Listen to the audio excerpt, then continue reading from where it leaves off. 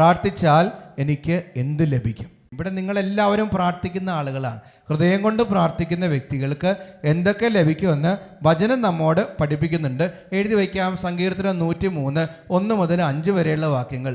സങ്കീർത്തനം 103 1 മുതൽ 5 വരെയുള്ള വാക്യങ്ങൾ വീട്ടിൽ പോയിട്ട് ഈ വചനം നിങ്ങൾ വായിക്കണം. സങ്കീർത്തനം 103 1-5 എഴുതിയോ? സങ്കീർത്തനം 103 1-5. എന്നിട്ട് അച്ഛനൊന്ന് നോക്കിയേ. അച്ഛൻ ഈ വചനം പറയുമ്പോൾ ഒന്ന് ഏറ്റു പറയാനായിട്ട് നിങ്ങൾ പരിശ്രമിക്കുക. ഒച്ചത്തിൽ പറയണം. എൻ്റെ ആത്മാവേ കർത്താവിനെ വാഴ്ത്തുക, എൻ്റെ അന്തരംഗമേ അവിടുത്തെ വിശുദ്ധ നാമത്തെ പുകഴ്ത്തുക. അവിടുന്ന് നൽകിയ, സീരിയസ് ആയിട്ട് പറയണത് കേട്ടോ, അവിടുന്ന് നൽകിയ അനുഗ്രഹമൊന്നും മറക്കരുത്. ഒന്നും കൂടി പറഞ്ഞു. അവിടുന്ന് നൽകിയ അനുഗ്രഹമൊന്നും മറക്കരുത്. അവിടുന്ന് നിന്റെ അകൃത്യങ്ങൾ ക്ഷമിക്കുന്നു, നിന്റെ രോഗങ്ങൾ സുഖപ്പെടുത്തുന്നു. അവിടുന്ന് നിന്റെ ജീവനെ പാതാളത്തിൽ നിന്ന് രക്ഷിക്കുന്നു. അവിടുന്ന് സ്നേഹവും കരുണയും കൊണ്ട് നിന്നെ കിരീടമണിയിക്കുന്നു. നിന്റെ യൗവനം കഴുകൻ്റേതുപോലെ നവീകരിക്കപ്പെടാൻ വേണ്ടി നിന്റെ ജീവിതകാലമത്രയും നിന്നെ സംതൃപ്തനാക്കുന്നു. ഈ സങ്കീർത്തനത്തിലുണ്ട് പ്രാർത്ഥിക്കുന്ന വ്യക്തികൾ, ദൈവത്തോട് ചേർന്ന് നിൽക്കുന്ന വ്യക്തികൾക്ക് ലഭിക്കാൻ പോകുന്ന കൃപകൾ. ശ്രദ്ധിച്ച് കേട്ടിരിക്കണം കേട്ടോ. പ്രാർത്ഥിക്കുന്ന വ്യക്തികൾക്ക്, റിയലി ജെന്യുവൻലി പ്രാർത്ഥിക്കുന്ന വ്യക്തികൾക്ക് ജീവിതത്തിൽ ലഭിക്കാൻ പോകുന്ന കൃപകൾ എന്തൊക്കെയാണെന്ന് ഈ സങ്കീർത്തനം നമ്മുടെ മുന്നിൽ പറയുന്നുണ്ട്. ഇതിൻ്റെ ഉള്ളിൽ തന്നെ നമുക്ക് വായിച്ചാൽ മനസ്സിലാവും. 1 അകൃത്യങ്ങൾ ക്ഷമിക്കുന്നു, 2 രോഗങ്ങൾ സുഖപ്പെടുത്തുന്നു, 3 നിന്റെ ജീവനെ പാതാളത്തിൽ നിന്ന് രക്ഷിക്കുന്നു, 4 സ്നേഹവും കരുണയും കൊണ്ട് നിന്നെ കിരീടമണിയിക്കുന്നു, 5 നിന്നെ സംതൃപ്തനാക്കുന്നു. പ്രാർത്ഥിക്കുന്ന വ്യക്തികൾക്ക് കിട്ടുന്ന കൃപകളാണ്. ഒന്നാമത്തെ എഴുതി വയ്ക്കുക. നിന്റെ അകൃത്യങ്ങൾ ക്ഷമിക്കുന്നു.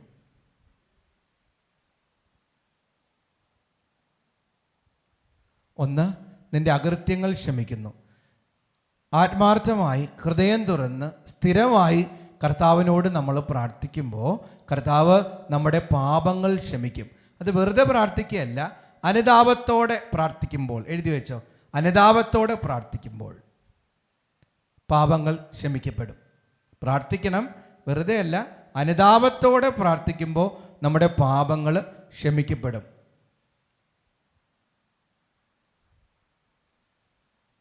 ഇനി അടിയിൽ ഒരു വരിയും കൂടി എഴുതണം. എന്താണ് പ്രാർത്ഥന? എഴുത്. എന്താണ് പ്രാർത്ഥന? കാരണം ഈ ഒരു ചിന്തയും കൊണ്ട് അച്ഛൻ പറയാൻ പോകുന്ന സുവിശേഷത്തിലേക്ക് ഇനി കടന്നു ചെല്ലാൻ പറ്റുള്ളൂ. എന്താണ് പ്രാർത്ഥന? എഴുതിയോ? എന്താണ് പ്രാർത്ഥന? ഉത്തരം, കർത്താവിൻ്റെ സാമീപ്യത്തിലേക്കുള്ള കടന്നുവരവാണ് പ്രാർത്ഥന. കർത്താവിൻ്റെ സാമീപ്യത്തിലേക്കുള്ള കടന്നുവരവാണ് പ്രാർത്ഥന. എന്താണ് പ്രാർത്ഥന? കർത്താവിൻ്റെ സാമീപ്യത്തിലേക്കുള്ള കടന്നുവരവാണ് പ്രാർത്ഥന. കഴിഞ്ഞോ? ഇനി അച്ഛൻ നോക്കിക്കോ. കൃത്യമായിട്ട് ഓർത്തിരിക്കണം. പ്രാർത്ഥിച്ചാൽ നമുക്ക് എന്ത് കിട്ടും? അതായിരുന്നു ടൈറ്റിൽ. പ്രാർത്ഥിച്ച് കഴിഞ്ഞാൽ 5 കാര്യങ്ങൾ കിട്ടുമെന്ന് പറഞ്ഞു. ആദ്യത്തെ പോയിന്റ് നമ്മൾ എടുത്തു വയ്ക്കുകയാണ്. അകൃത്യങ്ങൾ ക്ഷമിക്കപ്പെടും. എങ്ങനെ പ്രാർത്ഥിക്കുമ്പോഴാണ് അകൃത്യങ്ങൾ ക്ഷമിക്കപ്പെടുക? അനുതാപത്തോടെ പ്രാർത്ഥിക്കുമ്പോൾ. എന്താണ് പ്രാർത്ഥന? കർത്താവിൻ്റെ സാമീപ്യത്തിലേക്കുള്ള കടന്നുവരവാണ് പ്രാർത്ഥന എന്ന് പറയുന്നത്. ഇനി നമ്മൾ നേരെ പോകുന്നത് ലൂക്കാ എഴുതിയ സുവിശേഷം 7-ാം അധ്യായം 36 മുതൽ 50 വരെയുള്ള വാക്യങ്ങൾ. എഴുത്. ലൂക്കാ 7:36-50. ലൂക്കാ 7:36-50. അവിടെ പാപിനിയായ സ്ത്രീയെ പാപിനിക്ക് മോചനം നൽകുന്നത്, കർത്താവ് പാപിനിക്ക് മോചനം നൽകുന്നത് നമ്മൾ കാണുന്നുണ്ട്. ലൂക്കാ 7:36-50 പാപിനിക്ക് മോചനം നൽകുന്നത് നമ്മൾ കാണുന്നുണ്ട്. നിങ്ങൾ ഓർക്കുന്നുണ്ടാവും. ഒരു പാപിനിയായ സ്ത്രീ നമ്മുടെ കർത്താവായ ഈശോ മിശിഹ ശിമയോന്റെ ഭവനത്തിൽ, ഫരിസേയനായ ശിമയോന്റെ ഭവനത്തിൽ ഭക്ഷണത്തിനിരിക്കുമ്പോൾ പാപിനിയായ സ്ത്രീ കടന്നു വന്നിട്ട് എന്ത് ചെയ്യും? എന്ത് ചെയ്യും? പാദം കഴുകും. പാപിനിയായ സ്ത്രീ വന്നിട്ട് വചനം പറയുന്നതെന്നറിയാമോ? കർത്താവ് ഇങ്ങനെ വിരുന്നിനിരിക്കുമായിരിക്കും. അച്ഛൻ്റെ കൂടെ ഇരിക്കണം. വിരുന്നിനിരിക്കുമായിരിക്കും. ഇരുന്നിരിക്കുമ്പോൾ അവൾ കർത്താവിൻ്റെ പിന്നിൽ വന്നിരിക്കും, മുമ്പിലല്ല പിന്നിൽ. അത് തന്നെ ഒരു അനുതാപത്തിൻ്റെ ഒരു ലക്ഷണമാണ്. നമ്മൾ സുവിശേഷത്തിൽ തന്നെ വായിക്കുന്നുണ്ടല്ലോ, ചുങ്കക്കാരനും പരിസേനും പ്രാർത്ഥിക്കുമ്പോൾ പരിസേൻ എങ്ങനെയാണ് പ്രാർത്ഥിക്കുന്നത്? നിന്നുകൊണ്ട് തലയൊക്കെ പൊക്കി പിടിച്ചിട്ട്, ഞാൻ ചുങ്കക്കാരനെ പോലെയൊന്നും അല്ല, ഞാൻ ഇതൊക്കെ കൊടുക്കുന്ന ആളാണ്, കൽപ്പനകളൊക്കെ പാലിക്കുന്ന ആളാണ്, വലിയ ആളാണെന്നുള്ള മട്ടിൽ തലയും പൊക്കിയെന്ന് പ്രാർത്ഥിക്കും. ചുങ്കക്കാരൻ എങ്ങനെ പ്രാർത്ഥിക്കും? അവൻ നോക്കുകയും കൂടിയില്ല, ഇതിങ്ങനെ കുമ്പിട്ട് കിടന്നിട്ട് നെഞ്ചത്തടിച്ച് പാപിയായി എന്നിൽ കനിയണമേ എന്ന് നോക്കി പ്രാർത്ഥിക്കുന്നു. ആ ഒരു അനുതാപത്തിൻ്റെ ബോഡി ലാംഗ്വേജ് ആർക്കുണ്ട്? ഈ പാപിനിയായ സ്ത്രീക്കുണ്ട്. കർത്താവിൻ്റെ മുമ്പിൽ പോയി നിൽക്കുന്നില്ല. കർത്താവ് കസേരയിലിരിക്കുമ്പോൾ പിന്നിൽ, വചനം വായിച്ച് ശ്രദ്ധിച്ച് മനസ്സിലാക്കാൻ പറ്റും, പിന്നിൽ നിന്നിട്ട് അവൾ ചെയ്യുന്നത് എന്താ? കണ്ണുനീര് കൊണ്ട് കർത്താവിൻ്റെ പാദങ്ങൾ കഴുകിയിട്ട് തലമുടി, നീളമുള്ള തലമുടി കൊണ്ട് തുടച്ചിട്ട് പിന്നെ ചെയ്യുന്നത് എന്താ? ചുംബിക്കും. ഈ കണ്ണുനീരും ഈ അനുതാപത്തിൻ്റെ ഒരു പ്രകടനമാണ്, ബാഹ്യപ്രകടനമാണ്. കുമ്പസാരക്കൂട്ടിലിരിക്കുന്ന ഒരച്ഛനാണ് ഞാൻ. ചില വ്യക്തികളൊക്കെ ഉണ്ടാവും, മാരകപാപങ്ങളൊക്കെ ചെയ്തവരൊക്കെ ആയിരിക്കും, ഭ്രൂണഹത്യയും കൊലപാതകവും വ്യഭിചാരമൊക്കെ ചെയ്ത് കൂട്ടിയ വ്യക്തികളായിരിക്കും. കുമ്പസാരക്കൂട്ടിൽ മാരകപാപികൾ കടന്നു വരുമ്പോൾ ശ്രദ്ധിക്കേണ്ട ഒരു കാര്യമാണ്, അനുതാപ കണ്ണുനീര് വേണം. ശരിക്കും നമ്മൾ ഒരാളെ വേദനിപ്പിച്ചിട്ടുണ്ട്, ദൈവത്തെ വേദനിപ്പിച്ചിട്ടുണ്ടെങ്കിൽ ശരിക്കും നമ്മുടെ ഹൃദയം ഫീൽ ചെയ്യുന്നുണ്ടെങ്കിൽ കണ്ണുനീര് കണ്ണിലൂടെ വരും. ശരിക്കും ജെന്യുവൻലി ഫീൽ ചെയ്യുന്നുണ്ടെങ്കിൽ കണ്ണുനീര് വരും. കുമ്പസാരക്കൂട്ടിൽ ഇങ്ങനെ കരഞ്ഞ് കഴിയുമ്പോൾ കർത്താവിൻ്റെ ഹൃദയം ആർദ്രമാവും. കർത്താവ് ആ പാപിയോട് ആത്മാർത്ഥമായിട്ട് ക്ഷമിക്കും. കണ്ടോ, ഈ സ്ത്രീയും അങ്ങനെയാണ്. ശരിക്കും കുമ്പസാരം നടക്കുകയാണ് അവിടെ, മൗനമായിട്ടുള്ളൊരു കുമ്പസാരം, വാക്കുകളില്ല. ദൈവം എല്ലാം അറിയുന്നുണ്ട്, കാണുന്നുണ്ട് എന്നൊരു ബോധ്യത്തിൽ കർത്താവിൻ്റെ മുന്നിൽ അവളിരുന്ന് മൗനമായി പാപങ്ങളൊക്കെ കർത്താവിൻ്റെ മുന്നിൽ കണ്ണുനീരായിട്ട് പറയുന്നുണ്ട്. കർത്താവ് അവളുടെ പാപങ്ങളെല്ലാം ക്ഷമിക്കുന്നുണ്ട്. വചനമുണ്ടല്ലോ, സങ്കീർത്തനം 56:8, കർത്താവ് അവിടെ നിന്ന് നിൻ്റെ അലച്ചിലുകൾ എണ്ണിയിട്ടുണ്ട്, നിൻ്റെ കണ്ണീർക്കണങ്ങൾ കുപ്പിയിൽ ശേഖരിച്ചിട്ടുണ്ടെന്നൊരു വചനമുണ്ട്. കണ്ടോ, അവള് അതുപോലെ തന്നെ അവളുടെ കണ്ണുനീര് തുള്ളികൾ കർത്താവിൻ്റെ മുന്നിൽ വീഴ്ത്തി കഴിയുമ്പോൾ കർത്താവ് അവളുടെ പാപങ്ങളൊക്കെ ക്ഷമിക്കുകയാണ്. ഞാൻ പ്രാർത്ഥനയ്ക്കൊരു ഡെഫിനേഷൻ പറഞ്ഞിരുന്നല്ലോ, അതെന്തായിരുന്നു? പ്രാർത്ഥനയ്ക്കൊരു ഡെഫിനേഷൻ പറഞ്ഞിരുന്നു, കർത്താവിൻ്റെ സാമീപ്യത്തിലേക്കുള്ള കടന്നു വരുവാണ്. അവൾ കർത്താവിൻ്റെ സാമീപ്യത്തിലേക്ക് വന്നു, കർത്താവിൻ്റെ മുന്നിൽ ഇരുന്നു, ഈ പറഞ്ഞ കാര്യങ്ങളൊക്കെ ചെയ്തു. കർത്താവിൻ്റെ സാമീപ്യത്തിലേക്ക് കടന്നു വരുന്നത് പ്രാർത്ഥനയാണെങ്കിൽ, കർത്താവിൻ്റെ സാമീപ്യത്തിലേക്ക് നമ്മൾ ഓരോരുത്തരും കടന്നു വന്ന നമ്മുടെ അകൃത്യങ്ങൾ ക്ഷമിക്കപ്പെടത്തില്ലേ? പാപങ്ങൾ ക്ഷമിക്കപ്പില്ലേ? നമ്മൾ അനുതാപത്തോടെ കർത്താവിൻ്റെ മുന്നിലേക്ക് കടന്നു വന്നാൽ നമ്മുടെ പാപങ്ങളെല്ലാം ക്ഷമിക്കപ്പെടും. വലതുകരം ഉയർത്തി praise the Lord, praise the Lord, hallelujah, hallelujah, hallelujah. അപ്പോൾ പ്രാർത്ഥിച്ചാൽ നമുക്ക് ലഭിക്കുന്ന ഒന്നാമത്തെ കൃപ എന്തായിരുന്നു? പറഞ്ഞോ. അകൃത്യങ്ങൾ ക്ഷമിക്കപ്പെടും കേട്ടോ. പ്രാർത്ഥിക്കുമ്പോൾ നമുക്ക് ലഭിക്കുന്ന ഒന്നാമത്തെ കൃപ അകൃത്യങ്ങൾ ക്ഷമിക്കപ്പെടും, പാപങ്ങൾ ക്ഷമിക്കപ്പെടും. പിന്നെ അത് ഞാൻ തിരിച്ചും പറയും, നമ്മളുണ്ടല്ലോ എല്ലാ കന്നത്തരവും കാണിച്ചിട്ട് വന്ന് ഇവിടെ ഒന്ന് പ്രാർത്ഥിച്ചിട്ട് വല്ല കാര്യമുണ്ടോ? എല്ലാ വ്യഭിചാരവും, എല്ലാ മദ്യവും, വെറുപ്പും വൈരാഗ്യമൊക്കെ മനസ്സിൽ കുന്നി കെട്ടിയിട്ട് കർത്താവേ രക്ഷിക്കണമെന്ന് പ്രാർത്ഥിച്ചിട്ട് വല്ല കാര്യമുണ്ടോ? ഒരു കാര്യമില്ല. കന്നന്തിരിവ് കാണിക്കരുത്. നമ്മൾ തിരിഞ്ഞ് കർത്താന്നാണ് ഇവൻ ധൂർത്തപുത്രൻ തിരിച്ചു വന്നു അല്ല, കർത്താവെ അങ്ങേക്കും അങ്ങയുടെ സ്വർഗത്തിനെതിരായി ഞാൻ പാപം ചെയ്തു എന്ന് തുറവിയോടെ പറയുമ്പോഴാണ് കർത്താവ്, അനുദപിക്കുമ്പോഴാണ് കർത്താവ് നമ്മുടെ ജീവിതത്തിൽ ഇടപെടുക. പാപിക്ക് സ്തോത്രഗീതം ഇണങ്ങുന്നില്ല. ഒരു പാപിക്കും ഇപ്പോൾ നമ്മളുടെ ഉള്ളിലൊക്കെ പാപം ഉണ്ടെങ്കിൽ ഈ വചനം കേൾക്കുന്നൊക്കെ ഭാരമായിട്ട് തോന്നും. നമ്മുടെ ഉള്ളിൽ അശുദ്ധി ഉണ്ടെങ്കിൽ പ്രാർത്ഥിക്കാൻ തോന്നത്തില്ല, ഇങ്ങോട്ട് വരാൻ തോന്നത്തില്ല, ഒരു കൊന്തയൊല്ലാൻ തോന്നത്തില്ല, ഒരു കുർബാനയിൽ പങ്കെടുക്കാൻ തോന്നത്തില്ല. അതൊരു പാപം എപ്പോഴും പാപിയെ വേട്ടയാടിക്കൊണ്ടിരിക്കും. അവൻ്റെ ശരീരത്തിൻ്റെയും ആത്മാവിൻ്റെ മേലും സാത്താന് എപ്പോഴും അധികാരം ഉണ്ടാവും. വലതുകരം ഉയർത്തി praise the Lord, praise the Lord, hallelujah, hallelujah, hallelujah, hallelujah. പരിതാപത്തോടെ പ്രാർത്ഥിക്കുന്ന ഏതൊരു വ്യക്തിയുടെയും പാപങ്ങൾ കർത്താവ് ക്ഷമിച്ച് ആ വ്യക്തിയെ ഒരു പുതു സൃഷ്ടിയാക്കി കർത്താവ് മാറ്റുന്നു. പിന്നെ രണ്ടാമത്തെ ഇതാണ്, കർത്താവ് നിൻ്റെ രോഗങ്ങൾ സുഖപ്പെടുത്തുന്നു. ഉണ്ടോ? കർത്താവ് നിൻ്റെ രോഗങ്ങൾ സുഖപ്പെടുത്തുന്നു. ശ്രദ്ധിച്ചേ, രോഗങ്ങൾ സുഖപ്പെടുത്തും. എങ്ങനെ പ്രാർത്ഥിക്കുമ്പോൾ? കർത്താവ് പ്രാർത്ഥിക്കുമ്പോൾ രോഗസൗഖ്യം തരും. പക്ഷെ എങ്ങനെ പ്രാർത്ഥിക്കണം? വിശ്വാസത്തോടെ പ്രാർത്ഥിക്കണം. ഇവിടെ വന്നിട്ട് രോഗം മാറുമോ? ചിലപ്പോൾ മാറും, ചിലപ്പോൾ മാറില്ല, ചിലപ്പോൾ ഇങ്ങനെ അക്കരപ്പച്ച ഇക്കരപ്പച്ചയായിട്ട് നിന്നിട്ട് കാര്യമില്ല. കണ്ണും പൂട്ടി വിശ്വാസം ഉണ്ടാവണം. എൻ്റെ കർത്താവ് ഞാൻ പ്രാർത്ഥിച്ചു കഴിഞ്ഞാൽ എനിക്ക് സൗഖ്യം കിട്ടും. എൻ്റെ കർത്താവ് ഞാൻ പ്രാർത്ഥിച്ചു കഴിഞ്ഞാൽ എൻ്റെ ജീവിതത്തിലേക്ക് കടന്നു വരുമെന്നുള്ളൊരു പരിപൂർണമായ വിശ്വാസമുള്ള വ്യക്തികളെ കർത്താവ് തൊടത്തുള്ളൂ. യാക്കോബ് 5:15 എഴുതി വയ്ക്കുക. യാക്കോബ് 5:15. യാക്കോബ് 5:15. വചനം ഇതാണ്: വിശ്വാസത്തോടു കൂടിയുള്ള പ്രാർത്ഥന രോഗിയെ സുഖപ്പെടുത്തും, കർത്താവ് അവനെ എഴുന്നേൽപ്പിക്കും, അവൻ പാപങ്ങൾ ചെയ്തിട്ടുണ്ടെങ്കിൽ അവിടുന്ന് അവന് മാപ്പ് നൽകും. ഒന്ന് ഏറ്റു പറഞ്ഞ്, വിശ്വാസത്തോടു കൂടെയുള്ള പ്രാർത്ഥന രോഗിയെ സുഖപ്പെടുത്തും, കർത്താവ് അവനെ എഴുന്നേൽപ്പിക്കും, കർത്താവ് അവനെ എഴുന്നേൽപ്പിക്കും, അവൻ പാപം ചെയ്തിട്ടുണ്ടെങ്കിൽ അവിടുന്ന് അവന് മാപ്പ് നൽകും. ഒച്ചേ പറഞ്ഞു, അവന് മാപ്പ് നൽകും. കുറച്ചും കൂടി ഒച്ചയില്, അവന് മാപ്പ് നൽകും. Hallelujah, hallelujah, hallelujah, hallelujah. കഴിഞ്ഞ ദിവസം കോഴിക്കോട് പോയപ്പോൾ ഒരു വ്യക്തി പറഞ്ഞ ഒരു അനുഭവം സാക്ഷി ഞാൻ ഓർക്കുകയാണ്. അതായത് എന്നോട് പറഞ്ഞ വ്യക്തിയുടെ ഒരു കൂട്ടുകാരിയുടെ അമ്മ ഹൈന്ദവ സ്ത്രീ ആയിരുന്നു. അവർ ഈശോയുടെ സ്നേഹത്തിലേക്ക് കടന്നു വന്നൊരു അനുഭവത്തെക്കുറിച്ച് പറയുമായിരുന്നു. ഹോസ്പിറ്റലൈസ്ഡ് ആയിരുന്നു, ഒരു മാരകമായ രോഗത്തിന് അടിമയായിരുന്നു ആ സ്ത്രീ. രോഗം മാറുന്നേയില്ല, വിട്ടുമാറുന്നേയില്ല. എത്ര ഹോസ്പിറ്റലുകളും കാണിച്ചിട്ട് വിട്ടുമാറുന്നേയില്ല. അങ്ങനെ ഹോസ്പിറ്റലിൽ അഡ്മിറ്റായി കിടക്കുന്ന സമയത്ത് തൊട്ടടുത്തുള്ള ഒരു വ്യക്തി ഡിസ്ചാർജ് ആയിട്ട്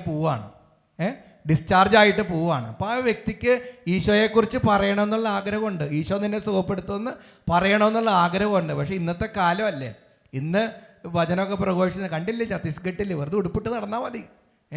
ഇനിയിപ്പോൾ നമ്മളെയൊക്കെ എപ്പോഴാണ് പിടിക്കാൻ പോകണമെന്ന് പറയാൻ പറ്റില്ല. ഉടുപ്പിട്ട് നടന്നാൽ അപ്പോൾ പിടിക്കുന്ന കാലഘട്ടമാണ്. കേരളത്തിലായതുകൊണ്ട് നമ്മളിങ്ങനെയൊക്കെ പോണേ. പുറത്താണെങ്കിൽ അമ്മയമ്മയെ കുടുങ്ങി തന്നെ കേട്ടോ. അവർ തെരുവിലിട്ട് അടിച്ച് കൊല്ലും നമ്മളെല്ലാവരെയും. പച്ചന്മാരും ക്രിസ്ത്യന്മാരൊക്കെ കുടുങ്ങി നിൽക്കുകയാണ്. നിങ്ങൾ രക്ഷപ്പെട്ടൊന്നും വിചാരിക്കണ്ട കേട്ടോ. ഞങ്ങളുടെ കഴിയുമ്പോൾ നിങ്ങളുടെ അടുത്തേക്ക് വരും. വെറുതെ ഉയർത്തി praise the Lord, praise the Lord, hallelujah, hallelujah, hallelujah, hallelujah. ഇതൊക്കെ കർത്താവ് പണ്ടേ പറഞ്ഞിട്ടുള്ളതാണ്. എൻ്റെ നാമത്തെ പ്രതി നിങ്ങൾ പീഡിപ്പിക്കപ്പെടുമെന്ന്. പക്ഷേ ഉണ്ടല്ലോ, പീഡനങ്ങൾ എവിടെയൊക്കെ സംഭവിച്ചിട്ടുണ്ടോ അവിടെ സഭ വളർന്നിട്ടുണ്ട്. സഭ, കത്തോലിക്ക തിരുസഭ, യേശു സ്ഥാപിച്ച ഈ സഭ വളർന്നത് മുഴുവനും പീഡനങ്ങളുള്ള സമയത്താണ്. സഭ ഈ റോമായിൽ നീറോ ചക്രവർത്തി ആയിരുന്ന കാലഘട്ടത്തിലുണ്ടല്ലോ, രാത്രി ഉദ്യാനങ്ങളിൽ കത്തിച്ച് വെച്ചിരുന്നത് എന്താണെന്നറിയോ? ക്രിസ്ത്യാനികളെ തുണി കൊണ്ട് ചുറ്റിയിട്ട് കമ്പിയിൽ കോർത്തിടും, ചുറ്റിക്കെട്ടും, എന്നിട്ട് മണ്ണെണ്ണ ഒഴിച്ചിട്ട് അത് കത്തിക്കും. അതാണ് പന്തമായിട്ട് വെച്ചിരുന്നത്. ഇന്ന് അതേ റോമയിൽ പോപ്പിൻ്റെ ആസ്ഥാനമായിട്ടത് മാറി എന്നുള്ളതാണ്. മനസ്സിലായോ? പീഡനങ്ങൾ എവിടെ പെരുകുന്നു അവിടെ നമ്മുടെ ഈ ക്രിസ്തീയത വളർന്നുകൊണ്ടിരിക്കും. ഞാൻ പറഞ്ഞല്ലോ, പണ്ട് ഒറീസയിലെ കാണ്ടമാലിൽ ഒരു ദേവാലയം തകർക്കുന്ന ഫോട്ടോ വളരെയധികം വൈറലാണ്. ഒരു ചെറുക്കൻ വലിഞ്ഞു കയറിയിട്ട് കുരിശ് തല്ലിപ്പൊളിച്ച് കളഞ്ഞു. എന്നിട്ട് അവൻ്റെ വീട്ടിൽ പെടുമരണങ്ങൾ. പിന്നെ അന്ന് ആ ദേവാലയം തല്ലിപ്പൊളിക്കുമ്പോൾ ആ ഇടവകയിൽ 16 കുടുംബങ്ങൾ ഉണ്ടായുള്ളൂ. അന്ന് ആ പീഡനങ്ങളും ക്രിസ്ത്യാനികളെ ഒരുപാട് പേരെ മണ്ണെണ്ണ ഒഴിച്ച് കത്തിച്ചും കഴുത്തറുത്തും കുത്തിക്കൊന്നൊക്കെ കഴിഞ്ഞ് ആ പീഡനങ്ങളൊക്കെ കഴിഞ്ഞിട്ട് ഇന്ന് ആ ഇടവകയിൽ 136 കുടുംബങ്ങളുണ്ട്. മനസ്സിലായോ? പീഡനങ്ങളുള്ളപ്പോൾ ഒരു നോർവീജിയൻ പഴമൊഴി ഉണ്ടല്ലോ, എന്നെ കൊന്നപ്പോൾ അവരറിഞ്ഞില്ല എൻ്റെ രക്തത്തിൽ വിത്തുകളുണ്ടായിരുന്നു എന്ന്. ക്രിസ്ത്യാനികൾ ചോര ഭൂമിയിൽ വീഴുമ്പോൾ അവിടെ നിന്ന് വിത്തുകൾ മുളയ്ക്കും, നമ്മൾ പടർന്ന് പന്തലിക്കും. പീഡനങ്ങളുണ്ടാവട്ടെ. വലതുകരം ഉയർത്തി praise the Lord, praise the Lord, hallelujah, hallelujah, hallelujah. അപ്പോൾ തൊട്ടടുത്തുള്ള ഒരു വിശ്വാസി ക്രൈസ്തവനായൊരു മനുഷ്യന് ഈ സ്ത്രീയോട് പറയുന്നുണ്ട്. ഈ സ്ത്രീയുടെ ഞെരുക്കവും വേദനയൊക്കെ കണ്ടിട്ട് പറയണമെന്നുണ്ട് ഈശോയെക്കുറിച്ച്. പക്ഷെ പറയാനായിട്ടൊരു തുറവി തോന്നുന്നില്ല. അപ്പം എന്ത് ചെയ്തു? ഡിസ്ചാർജ് ആയിട്ട് പോകുന്നതിന് മുമ്പ് ഒരു പേപ്പറിൽ എഴുതി, ഈശോ നിന്നെ സുഖപ്പെടുത്തുന്നു. ഈശോ നിന്നെ സുഖപ്പെടുത്തുന്ന ഒരു പേപ്പറിൽ എഴുതിയിട്ട് ആ സ്ത്രീയുടെ കൈ കൊടുത്തിട്ട് പോയി. സ്ത്രീ തുറന്നു നോക്കിയപ്പോൾ എൻ്റെ പേപ്പറിൽ എഴുതിയേക്കുന്നു, ഈശോ നിന്നെ സുഖപ്പെടുത്തുന്നു. ആദ്യമായിട്ട് കാണുവാണല്ലോ, ഈശോ നിന്നെ സുഖപ്പെടുത്തുന്ന ഒരു പേപ്പറിൽ കിട്ടിയേക്കാണ്. ആ നിമിഷം മുതൽ അവർ ഈശോയോട് പ്രാർത്ഥിക്കാൻ തുടങ്ങി. ഈശോയെ എന്നെ സുഖപ്പെടുത്തണേ. പ്രാർത്ഥിക്കാനെന്ന് അറിയത്തില്ല, ഈശോ ആരാണെന്ന് പോലും അറിയത്തില്ല. പക്ഷേ ആ പേപ്പർ കൈ കിട്ടിയ നിമിഷം മുതൽ ഈശോ എന്നെ സുഖപ്പെടുത്തണമേ, ഈശോ എന്നെ സുഖപ്പെടുത്തണമേ, ഈശോ എന്നെ സുഖപ്പെടുത്തണമേ എന്ന് പ്രാർത്ഥിച്ചിട്ടുണ്ടല്ലോ, ആ വ്യക്തിയുടെ രോഗം മാറി. ആ വ്യക്തിയുടെ രോഗം മാറി. എന്നിട്ട് ഒരു ഹൈന്ദവരാണ്. രാവപ്പോൾ വെളുപ്പിന്, ഇപ്പോൾ ആ സ്ത്രീ പറയുകയാണ്, ആ വെളുപ്പിന് 3 മണിക്ക് എഴുന്നേക്കും, കരുണക്കൊന്ത ചൊല്ലും, പ്രാർത്ഥിക്കും. രാവിലെ പണി കഴിഞ്ഞാൽ ഒരു മുറി തന്നെ ഉണ്ടാക്കിയേക്കാണ് പ്രാർത്ഥിക്കാൻ. ഈശോയോട് പ്രാർത്ഥിക്കാൻ ഒരു മുറി തന്നെ ഉണ്ടാക്കിയേക്കാണ്. പണി കഴിഞ്ഞ് കഴിയുമ്പോൾ ബൈബിൾ വായിക്കും, സ്തുതിക്കും, ആരാധിക്കും, മഹത്വപ്പെടുത്തും. വലതുകരം ഉയർത്തി praise the Lord, praise the Lord, hallelujah, hallelujah, hallelujah. രോഗസൗഖ്യങ്ങൾ നൽകാൻ കർത്താവിന് സാധിക്കും. സാധിക്കോ? ഹലോ, സാധിക്കോ? എങ്ങനെ ആരെങ്കിലും ഉണ്ടോ സുഖപ്പെട്ടത് ഇവിടെ? കുറേ പേരുണ്ട്. കർത്താവിന് നമുക്ക് രോഗസൗഖ്യങ്ങൾ തരാനായിട്ട് സാധിക്കും. സങ്കീർത്തനം 41:3. സങ്കീർത്തനം 41:3. കർത്താവ് അവന് രോഗശയ്യയിൽ ആശ്വാസം പകരും, അവിടുന്ന് അവന് രോഗശാന്തി നൽകും. സങ്കീർത്തനം 41:3. ഒന്നേറ്റ് പറഞ്ഞേ, കർത്താവ് അവന്, ഒച്ചേ പറയണേ, രോഗശയ്യയിൽ ആശ്വാസം പകരും. ഞാൻ ഈ വചനമൊക്കെ പറഞ്ഞതിന് എന്തിനാണെന്നറിയോ? വീട്ടിൽ പോയിട്ട് രോഗികളായിട്ടുള്ള ആരെങ്കിലും ഉണ്ടെങ്കിൽ ഈ വചനം വെച്ച് പ്രാർത്ഥിക്കാൻ പറയണം. ഇത് കർത്താവ് തന്ന വചനമാണല്ലോ, മനുഷ്യൻ്റെ വചനമല്ലല്ലോ, ദൈവം തന്നിട്ടുള്ള വചനമാണല്ലോ. അപ്പോൾ ഈ വചനത്തിന് പവറുണ്ട്, ശക്തിയുണ്ട്. ഇപ്പോൾ ഈ വചനം, ഇപ്പോൾ ടീച്ചറിൻ്റെ അടുത്ത് അയൽവാസി ഒരു രോഗിയുണ്ടെന്ന് വിചാരിച്ചോ. കഴിഞ്ഞ ദിവസം എനിക്കൊരു രോഗിയുടെ കാര്യം പറഞ്ഞില്ലേ, സുഖപ്പെട്ടല്ലേ? ഞാൻ പ്രാർത്ഥിച്ചിരുന്നു. ഞാൻ റിപ്ലൈ ചെയ്തില്ലെങ്കിലും എൻ്റെ മനസ്സിൽ ആ രോഗി വന്നിരുന്നു. എന്തായാലും പ്രൈസ് ദി ലോർഡ്. അപ്പോൾ അതാണ് ഇപ്പോൾ ടീച്ചർ എന്ത് ചെയ്യണം? ഈ വചനമൊക്കെ പറഞ്ഞു കൊടുക്കണം. യാക്കോബ് 5:15, അതോടൊപ്പം തന്നെ സങ്കീർത്തനം 41, സങ്കീർത്തനം റിജ ചേച്ചി ചെയ്ത 41:3 വചനം അയച്ചു കൊടുക്കണം. എന്നിട്ട് പറയണം, ഈ വചനം വെച്ച് പ്രാർത്ഥിച്ചോ, കർത്താവ് തൊടുവന്നു. വലതുകരം ഉയർത്തി praise the Lord, praise the Lord, hallelujah, hallelujah, hallelujah. 3 തരം സൗഖ്യങ്ങൾ എഴുതി വയ്ക്കുക. ഇങ്ങനെ എഴുതിയാലും മതി. സൗഖ്യം 3 തരം. ഇപ്പം നമ്മൾ രോഗങ്ങൾ സുഖപ്പെടുത്തുന്ന കർത്താവിനെ കുറിച്ച് ധ്യാനിച്ചുകൊണ്ടിരിക്കുകയാണ്. കർത്താവ് സുഖപ്പെടുത്തും. 3 തരം സൗഖ്യങ്ങൾ കർത്താവ് തരും. ഒരു വ്യക്തിക്ക് കർത്താവ് 3 തരം സൗഖ്യങ്ങൾ തരും. ഒന്നാമത്തേത് ശാരീരിക സൗഖ്യം. എഴുതും. ശാരീരിക സൗഖ്യം. ശാരീരിക സൗഖ്യം എന്ന് പറയുന്നത് ശാരീരികമായ രോഗങ്ങളിൽ നിന്ന് കർത്താവ് തരുന്ന സൗഖ്യമാണ്. മത്തായി 8:14-15 വാക്യങ്ങൾ എഴുതി വെച്ചോ. മത്തായി 8:14-15 വാക്യങ്ങൾ. അവിടെ പത്രോസിൻ്റെ അമ്മായി അമ്മ എന്ത് രോഗം പിടിപെട്ട് കിടക്കുകയാണ്? പനി. ഇന്ന് പനിയൊക്കെയാണ് എല്ലാവർക്കും, മഴയൊക്കെ ആയതുകൊണ്ട് പനിയാണ്. പത്രോസിൻ്റെ അമ്മായി അമ്മ പനി പിടിച്ച് കിടക്കുകയാണ്. അപ്പോൾ കർത്താവ് വന്നിട്ട് പനി ശാസിച്ച് കഴിയുമ്പോൾ പനി വിട്ടുപോകും. എന്നിട്ട് പത്രോസിൻ്റെ അമ്മായിയമ്മ എഴുന്നേറ്റ് എല്ലാവർക്കും ചിക്കൻ നൂഡിൽസൊക്കെ ഉണ്ടാക്കി ശിഷ്യന്മാർക്കും അപ്പോസ്തലന്മാർക്കും ഈശോയ്ക്കൊക്കെ കൊടുക്കും. വലതുകരം ഉയർത്തി praise the Lord, praise the Lord, hallelujah, hallelujah. Mathai 9:27-31. Mathai 9:27-31. അവിടെ 2 അന്ധന്മാർ വഴിയരികിൽ നിന്നുകൊണ്ട് ഇപ്രകാരം പ്രാർത്ഥിക്കുന്നുണ്ട്: ദാവീദിന്റെ പുത്രനായ മിശിഹായേ ഞങ്ങളിൽ കനിയണമേ, ദാവീദിന്റെ പുത്രനായ മിശിഹായേ ഞങ്ങളിൽ കനിയണമേ. അപ്പോൾ ആൾക്കാർ പറയും, എടാ മിണ്ടാതിരിക്കടാ, കർത്താവ് പോട്ടെ ആ വഴി, എന്തിനാണ് കർത്താവിനെ ബുദ്ധിമുട്ടിക്കുന്നത്? പക്ഷെ അവർ നിരന്തരം പ്രാർത്ഥിച്ചുകൊണ്ടിരിക്കും, ദാവീദിന്റെ പുത്രനായ മിശിഹായേ ഞങ്ങളിൽ കനിയണമേ. കർത്താവ് വന്നിട്ട് ചോദിക്കും, നിനക്ക് എന്താ വേണ്ടത്? സൗഖ്യം വേണം, കണ്ണിന് കാഴ്ചയില്ല, അടിച്ചു പോയേക്കാണ്. കർത്താവ് അപ്പം തന്നെ അവരെ സുഖപ്പെടുത്തും. കണ്ടോ? ഒന്നാമത്തെ സൗഖ്യം ഇതാണ്, ശാരീരിക സൗഖ്യങ്ങൾ കർത്താവ് നൽകി അനുഗ്രഹിക്കും. ഇനി രണ്ടാമത്തെ സൗഖ്യം വൈകാരിക സൗഖ്യങ്ങൾ, ഇമോഷണൽ ഹീലിംഗ്. വൈകാരിക സൗഖ്യങ്ങൾ കർത്താവ് നൽകി അനുഗ്രഹിക്കും കേട്ടോ. വൈകാരിക സൗഖ്യങ്ങൾ. ഈ വൈകാരിക സൗഖ്യങ്ങളെക്കുറിച്ച് പറയുമ്പോൾ സുവിശേഷത്തിൽ ഒരു ബ്യൂട്ടിഫുൾ ആയിട്ടുള്ളൊരു അനാലജി ഉള്ളത്, യോഹന്നാൻ എഴുതിയ സുവിശേഷം 4-ാം അധ്യായം 1 മുതൽ 46 വരെയുള്ള വാക്യങ്ങളാണെന്നാണ് എൻ്റെ ഓർമ്മയിൽ. സമരിയാക്കാരി സ്ത്രീയുമായിട്ടുള്ള ഒരു കോൺവെർസേഷൻ നമ്മൾ കാണുന്നുണ്ട്. അച്ഛനെ ശ്രദ്ധിക്കണം, കുറച്ച് ഇച്ചിരി ബുദ്ധിമുട്ടായിട്ടുള്ള കാര്യമാണ് അച്ഛൻ പറയാൻ പോകുന്നത്. അതുകൊണ്ടാണ് ഞാൻ ഇറങ്ങി വന്നത്. യോഹന്നാൻ എഴുതിയ സുവിശേഷം 4-ാം അധ്യായത്തിൽ സമരിയാക്കാരി സ്ത്രീയുമായിട്ടുള്ള ഒരു കോൺവെർസേഷൻ നമ്മളവിടെ കാണുന്നുണ്ട്.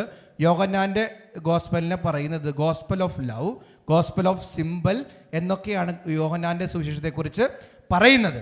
ഇപ്പോൾ യോഹന്നാൻ്റെ സുവിശേഷം എടുത്തു നോക്കിക്കഴിഞ്ഞ് കഴിഞ്ഞാൽ യോഹന്നാൻ്റെ സുവിശേഷം മുഴുവനും കോൺവെർസേഷൻസാണ്.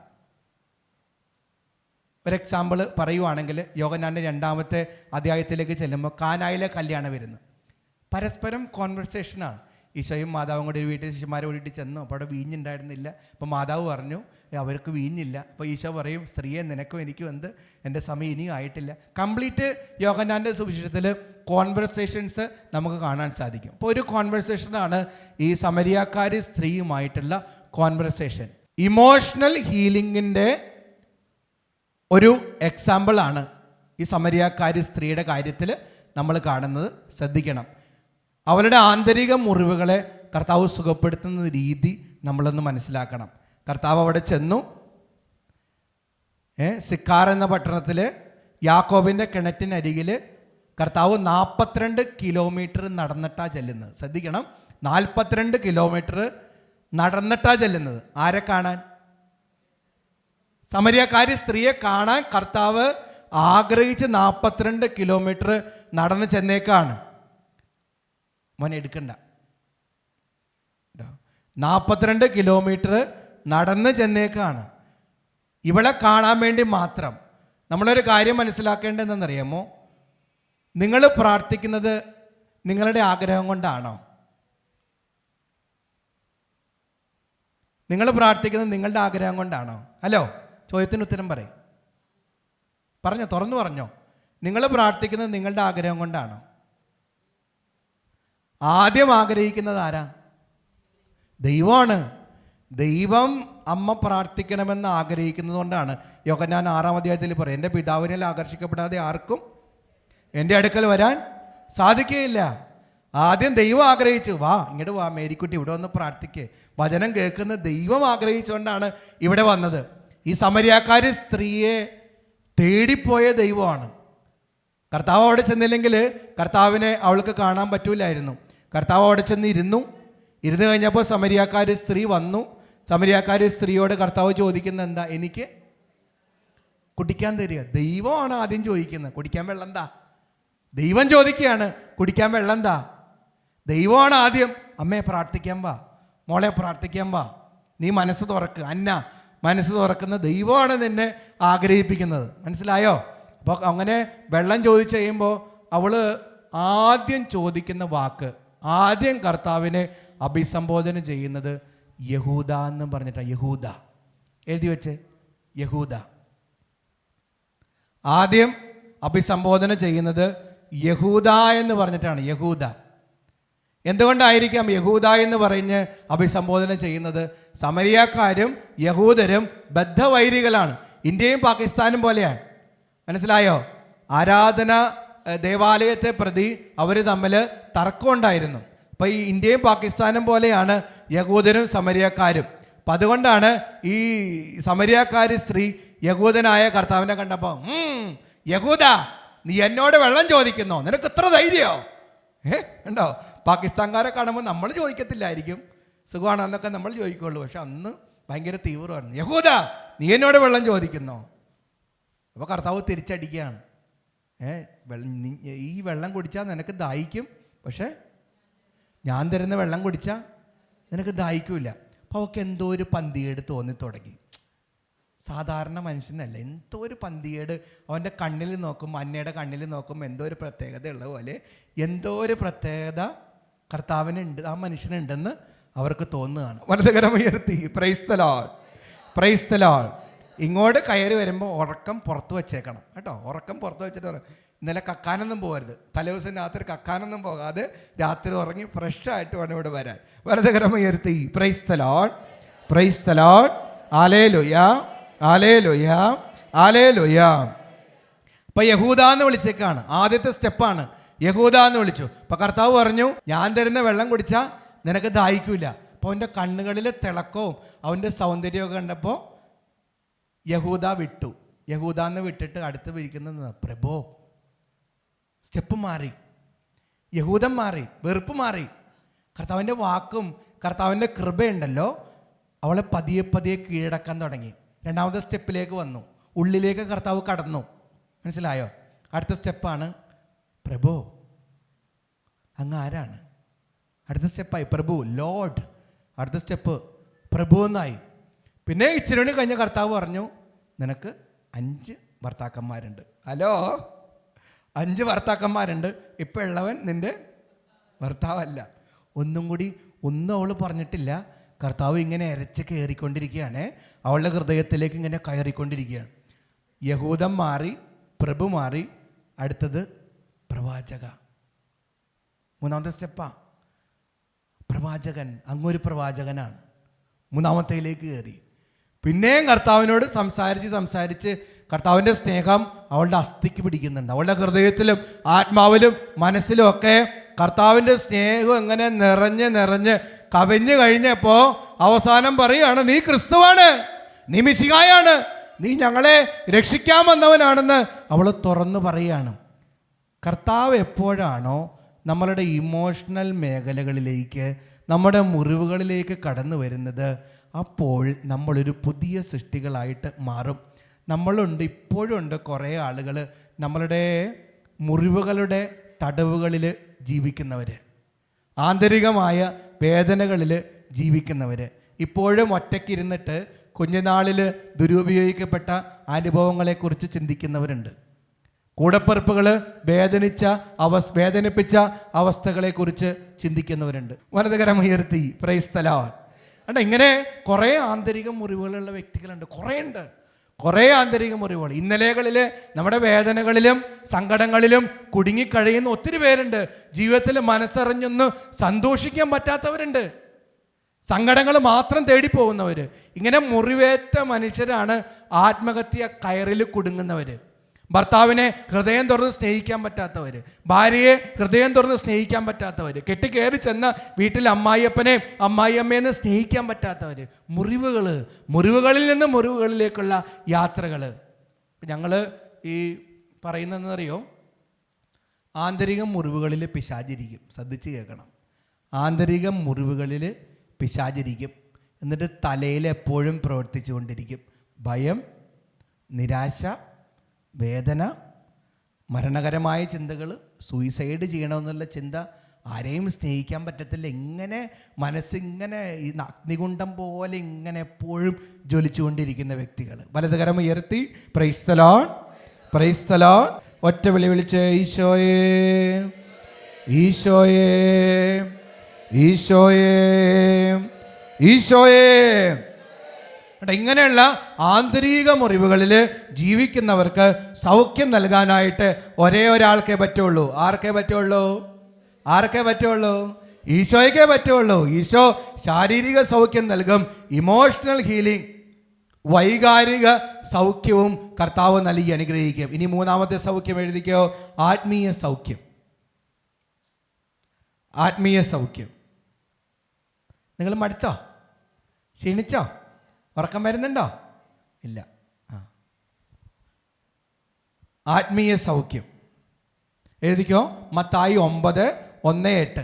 മത്തായി 9:1-8.